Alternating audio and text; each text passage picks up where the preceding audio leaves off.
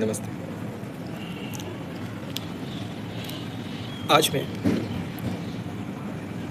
आप लोगों के समक्ष इस यूट्यूब के माध्यम से उपस्थित हुआ हूँ। कुछ विचार जो पूरे मेरे तो नहीं हैं, मैंने भी अलग अलग जगहों से पढ़ा है, जानने की कोशिश की है। कुछ खुद के अनुभव हैं, तो एक मिला जुला जोर है जो आप सब के बीच रखने की कोशिश करता हूँ।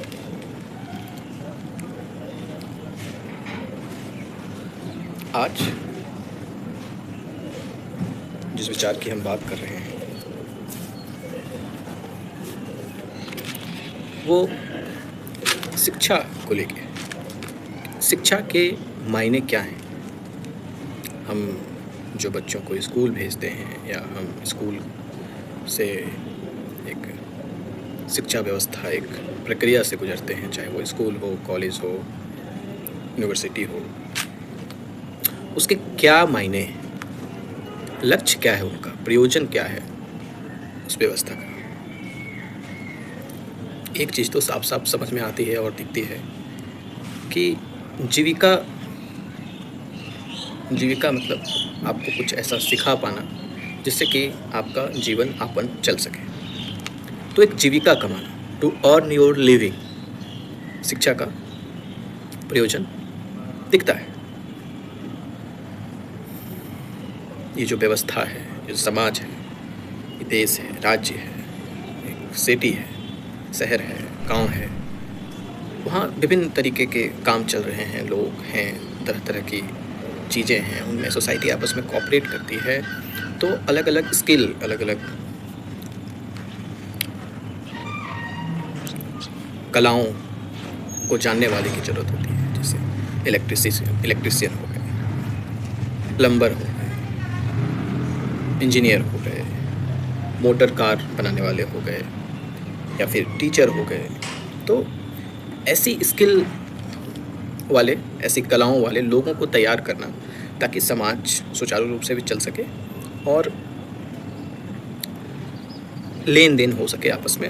हमारा जीवन आपको कुछ दे के, समाज के कुछ कामों को आसान बना के कुछ हमें भी समाज के द्वारा वापस मिले। स्टेट को हम कुछ देते हैं, स्टेट मतलब ये पूरी बनी हुई सोसाइटी, वो हमें वापस कलेक्ट करके कुछ देती है उनकी ज़िंदगी को आसान बनाने के।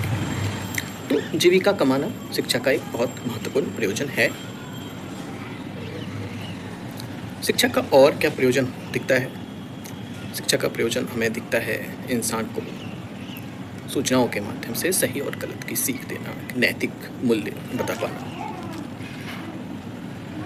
ताकि वो एक बैलेंस तरीके से जीवन जी सके, अपने खुद की ज़रूरतों को समाज की ज़रूरतों से मिलाकर देख सके, उसे एक सुचारू ढंग से आगे की गति की ओर लेके जा सके। ना वो बहुत जानवर बने, ना वो बहुत समाज से कट जाए, समाज के बीच रह के समाज की व्यवस्थाओं में योगदान देते हुए आगे बढ़े।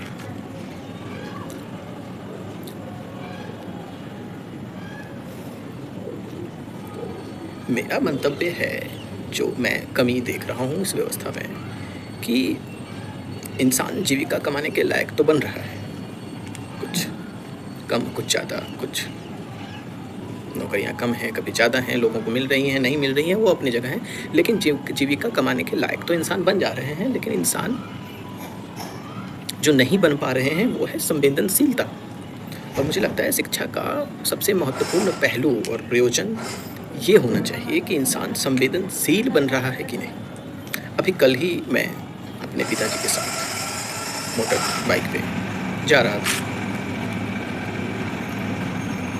तो चलते चलते अचानक से, रोड को देखते हुए ऐसे चलते चलते अचानक से एक ख्याल आया कि हमने इतनी शिक्षा प्राप्त करने की कोशिश की, अलग अलग दौर से गुजरे, 10th किया, 12th किया, ग्रेजुएशन किया, मास्टर किया, लेकिन अभी बाइक पे चलते चलते मेरे अंदर क्या है?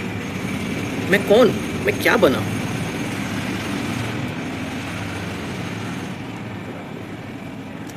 उस 20 या 22 साल की प्रक्रिया से जो मैं गुजरा हूँ, उससे मेरे अंदर क्या ऐसा मुझे मिला? चलो मेरे अंदर कुछ सूचनाओं का संग्रह है, एग्ज़ाम दूँगा, कहीं नौकरी लग जाएगी, पैसे कमाने लग जाऊँगा, 8 टू 10 जॉब करने लग जाऊँगा या फिर जो भी हो। लेकिन इस पल मेरे अंदर क्या विकास हुआ जो मैं एक 5 साल 6 साल का बच्चा था और आज 25 साल का उस प्रक्रिया से गुजर रहा हूँ। शिक्षकों के बीच रहा, अपने सहपाठियों के बीच रहा, उस स्कूल के इन्वायरमेंट में रहा, कॉलेज के इन्वायरमेंट में रहा। उन सब का मेरे बनने में क्या रोल है? मैं क्या हुआ हूँ? मैं कैसा बन के निकला हूँ? जीवन में आप सिर्फ जीविका कमाने नहीं आते। जीविका माध्यम है जीवन जीने के लिए। अंत में महत्वपूर्ण तो जीवन ही है। संवेदनशीलता कितनी है आपके अंदर जीवन को जीने की? आप जीवन को कितना महसूस कर पा रहे हो, या जीवन को आप कितने सुचारू रूप ढंग से आगे लेके जा पा रहे हो? अभी हम अलग तो नहीं हैं, हम आइसोलेट तो नहीं जी सकते कि हम अलग हो जाएं सबसे। और हम जहाँ काम करेंगे वहाँ पे भी हम इंटरकनेक्टेड हैं। हम घर आएंगे तो वहाँ अपने फैमिली में इंटरकनेक्टेड हैं। सोसाइटी में निकलेंगे तो वहाँ के लोगों के आपस से हम इंटरकनेक्टेड हैं। उसको हम दरकिनार नहीं कर सकते। तो इंडिविजुएशन जो हुआ है शिक्षा के को लेके जीविका कमाने के रेस में, ये हमें संवेदनशीलता, हमारी संवेदनशीलता को उसी अनुपात में घटा रहा है। हम एक तरफ बढ़ तो रहे हैं, लेकिन हम दूसरी और कुछ महत्वपूर्ण खो भी रहे हैं। मेरे मायने कहने के हैं कि इंसान जब अभी बैठा है, कुछ काम कर रहा है, कहीं है, तो वो अपने आसपास के माहौल में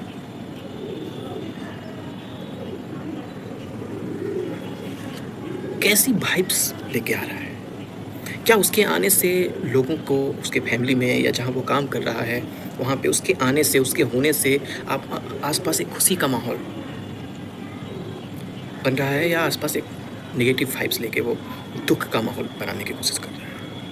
क्या वो उसका सेल्फ इंटरेस्ट इतना हावी है, उसकी लालच, उसका ग्रीड, उसके लोभ इतने हावी हैं कि वो फैमिली में भी कलह के माहौल को पैदा कर रहा है, जहाँ काम कर रहा है वहाँ पे भी कलह का माहौल पैदा कर रहा है, आसपास अपनी प्रकृति के बीच भी कलह का माहौल पैदा कर रहा है, बस एक्सप्लॉइट कर रहा है चीज़ों को?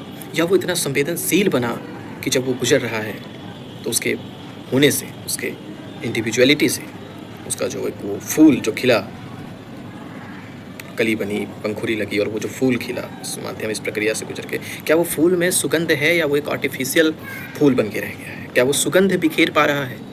जीवन की सुगंध को वो हर पल बिखेर पा रहा है? क्या वो इतना संवेदनशील होकर जीवन को जी रहा है? क्या उस शिक्षा ने, उस गुरुओं ने, उन सहपाठियों ने, उस कॉलेज के और यूनिवर्सिटी के माहौल ने उसे कठोर बनने पे मजबूरी किया है, या फिर उसके अंदर इतनी कोमलता को जिंदा रखने की कोशिश की है, उसको इतना कोमल बनाया है कि वो और लोगों के दर्द को, उनकी आवश्यकताओं को, उनके स्वभाव को, उनकी परिस्थितियों को, चाहे लोगों ही क्यों, आसपास जो जानवर हैं, कीड़े हैं, मकोड़े हैं, प्रकृति है, क्या वो उनको ले के, उनको समझ के एक बैलेंस्ड अप्रोच के साथ संवेदनशील होकर जीवन जीने के लायक बन रहा है? क्या उसका चरित्र का विकास हुआ है, या फिर सिर्फ उसके ज़रूरतों को पूरा करने के तौर तरीक़ों का विकास हुआ? अभी मैं देखता हूँ कि इस समय इंडिविजुअल होने पे बहुत फोकस है, खुद के होने पे, खुद की जोड़ने पे, कि तुम्हारी पहचान, आइडेंटिटी किस किस चीज़ों से बनती है, उस पर बहुत फोकस है। तुमने कहाँ से पढ़ाई की, तुमने क्या किया, तुम कितना कमा रहे हो, तुम कहाँ जा रहे हो, तुमने घर कहाँ पे लिया, तुम। भाई साहब, मैं ये कहना चाहता हूँ कि ये सब बनाई गई चीज़ें हैं। ये एक सोसाइटी की कंडीशनिंग है। समाज इस चीज़ को महत्व देने की कोशिश कर रहा है, क्योंकि समाज में अधिकतर लोगों के पास उन चीज़ों की कमी है और वो उसी चीज़ को वैल्यू देते हैं जो वो खुद पाना चाहते हैं। तो हमें इतना जागरूक रहना है कि हम समाज की उस कंडीशनिंग का शिकार होके अंततः अपनी स्वभूत स्वभाव को न खो दें।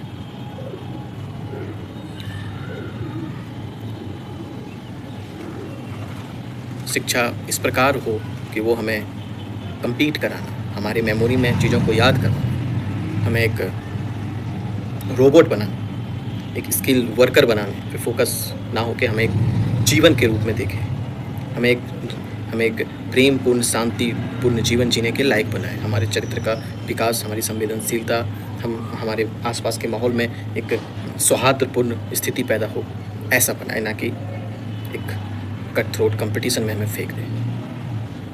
क्या वो शिक्षा व्यवस्था ने हमें बचपन से हमारे स्वभाव को पहचानना सिखाया, या हमें ये सिखाया कि तुम वो बनो जो चीज़ से तुम प्रेम करो? क्या ऐसे बात रखे गए?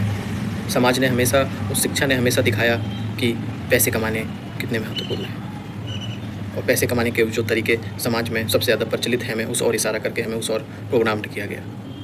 क्या हम इस चीज़ से अनटच्ड रह पाए, अनछुए रह पाए?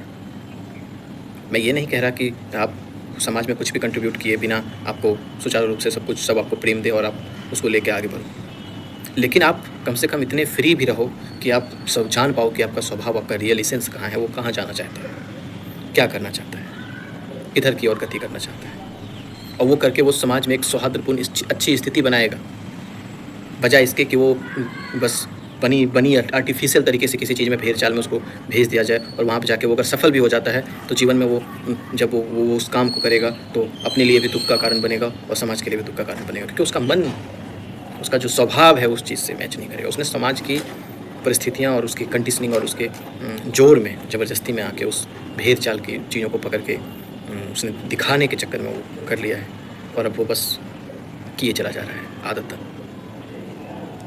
उसकी समझ, उसकी प्रेम नहीं दिखेगी उस चीज़ में।